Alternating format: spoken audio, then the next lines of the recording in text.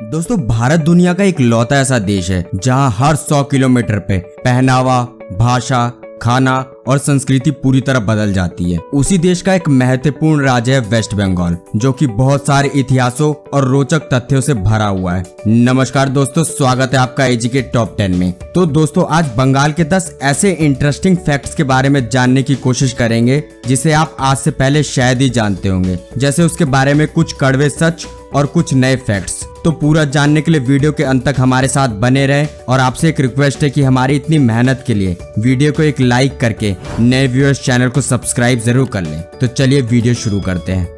Number 1, Bengal को पश्चिम बंगाल क्यों बोला जाता है? कई लोगों का सोचना है कि बंगाल पश्चिम में है, इसलिए उसका नाम पश्चिम बंगाल पड़ा है, पर ऐसा नहीं है। दरअसल पश्चिम बंगाल का पहला नाम सिर्फ बंगाल था, लेकिन जब 1947 में भारत को आजादी मिली तो बंगाल का विभाजन धार्मिक रेखाओं के साथ हुआ, जिसमें पश्चिमी भाग भारत में आ गया, जबकि पूर्वी भाग पूर्वी बंगाल नाम से एक प्रांत के रूप में पाकिस्तान में शामिल हो गया। लेकिन वही पूर्वी पाकिस्तान 1971 में स्वतंत्र बांग्लादेश के नाम पे जन्म हो गया और तब से पूर्व में बांग्लादेश और बंगाल को पश्चिम बंगाल के रूप में जाना जाने लगा। हालांकि आपकी जानकारी के लिए बता दें कि नोबेल पुरस्कार से सम्मानित रविंद्रनाथ टैगोर एक लौते ऐसे लेखक थे जिन्होंने 2 देशों का राष्ट्रगान लिखा था, भारत और बांग्लादेश, जिनके लिए एक लाइक तो बनता है।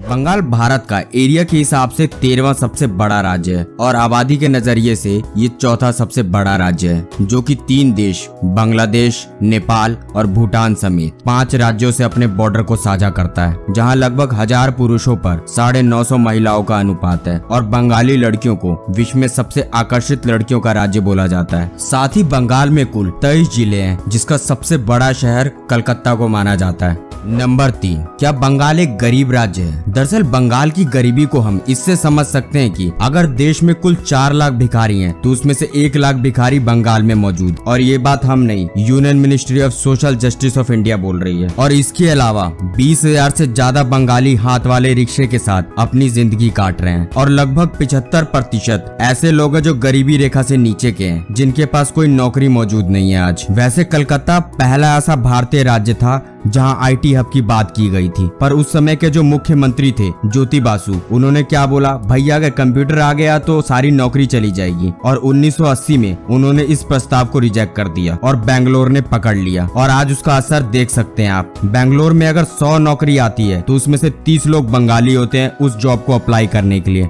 हालांकि अगर ज्योति बासु ने उस समय वो प्रस्ताव रिजेक्ट न किया होता तो शायद बंगाल आज इस स्थिति में न होता। नंबर 4, पश्चिम बंगाल एक राज्य के रूप में भारत में 1947 में शामिल हुआ था, जहां दुनिया का सबसे बड़ा बरगद का पेड़ आज भी मौजूद है, जिसको 1800 से पहले का बताया जाता है और ये लगभग 330 मीटर लंबा है। साथ ही भारत की सबसे बड़ी library the national library of India Kolkata में ही मौजूद है, जिसे 1891 में इंपीरियल लाइब्रेरी नाम से खोला गया था। और इस लाइब्रेरी में आज भी लगभग 2.2 मिलियन बुक्स, 86,000 मैप्स और 3200 से ज्यादा पांडुलिपियां मौजूद है। और बंगाल में स्टेट बैंक ऑफ इंडिया का 1806 में इंपीरियल बैंक के नाम से स्थापना हुई थी।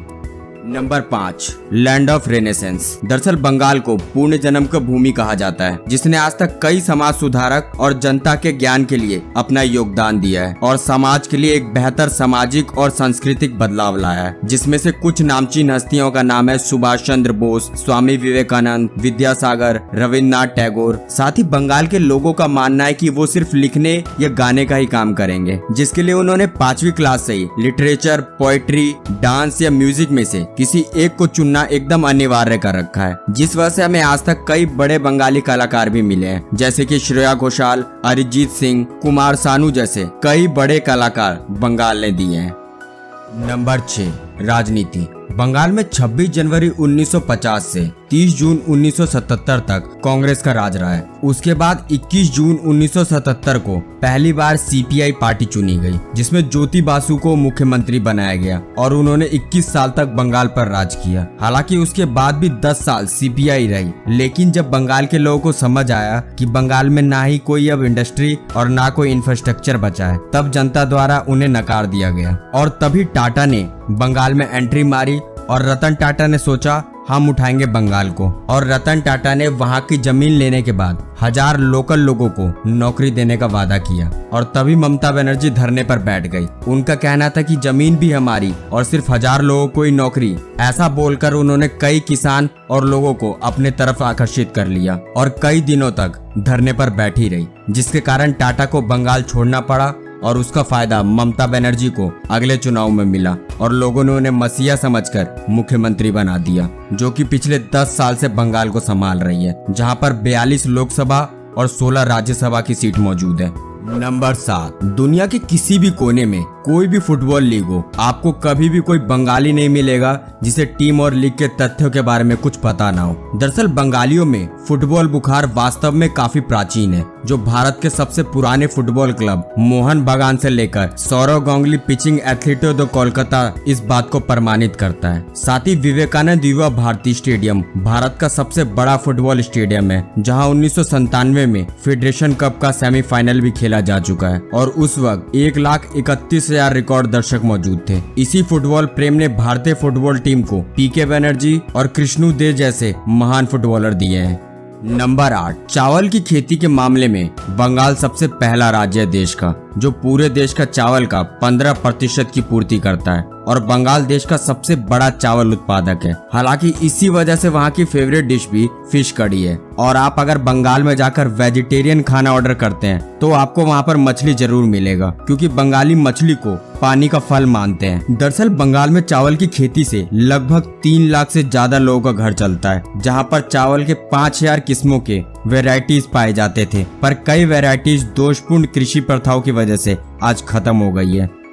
Number 9, highest railway station. Paschim Bengal के दार्जिलिंग के पहाड़ी क्षेत्र में घुम रेलवे स्टेशन भारत का सबसे ऊंचा रेलवे स्टेशन है, जो कि 2258 मीटर यानी 7407 फीट की ऊंचाई पर स्थित है, जिसे हिमालय रेलवे द्वारा संचालित किया जाता है, जिसे ब्रिटिश शासन में 1889 में बनाने की शुरुआत की गई थी और 4 अप्रैल 1881 को संचालित कर दिया गया था। उससे पहले कलकत्ता से दार्जिलिंग जाने में 5 से 6 दिन लगते थे। हालांकि ये टॉय ट्रेन सेवा है जो सिलीगुड़ी से दार्जिलिंग तक फैली हुई है और आज ये दार्जिलिंग का सबसे बड़ा पर्यटक का केंद्र है, क्योंकि ये कंचनजंगा के प्राकृतिक सुंदरता के साथ एक धीमी ट्रेन की सवारी प्रदान करता है। नंबर 10, इसी तरह बंगाल के बारे में एक कड़वा सच भी जान लेते हैं, जहां गुजरात देश का सबसे ज्यादा पर कैपिटा इंडिविजुअल इनकम में आता है, जो कि 2,15,000 रुपए है। वहीं बंगाल की पर कैपिटा इनकम 1,15,000 है, जो कि गुजरात की आधी भी नहीं है। हालांकि ये हमेशा से ऐसा नहीं था। ये वही राज्य है जहां देश का पहला बैंक और SBI जैसे बैंकों का जन्म हुआ था। पहले हर विदेशी कंपनी ये सोचती थी कि भारत में सफल होना है तो बंगाल में बिजनेस करो, और आज उसी राज्य के बारे में जानकर हैरानी होगी कि आज नेशनल क्राइम रिकॉर्ड ब्यूरो भी बोलता है कि देश में सबसे ज्यादा अगर औरतों को बेचा जाता है या बच्चों की ट्रैफिकिंग होती है तो बंगाल इस वक्त उसमें नंबर 1 पर आता है, जिसका मुख्य कारण है बंगाल की आज भी 1/4 आबादी यानी 75% लोग गाँव में रहते हैं। दोस्तों, ये वीडियो किसी भी राज्य या समुदाय की बुराई के लिए नहीं, बस नॉलेज के लिए बनाया गया है, क्योंकि बंगाल भी एक भारतीय राज्य है और सभी राज्य बढ़ेंगे तभी अपना भारत बढ़ेगा। तो मेरी आपसे रिक्वेस्ट है कि इस वीडियो को कोई भी अपने दिल पे ना ले, और अगर वीडियो अच्छी लगी हो तो लाइक करके इसे ज्यादा से ज्यादा शेयर करें। फिर मिलते हैं जल्दी एक और वीडियो के साथ, तब तक के लिए जय हिंद, जय भारत।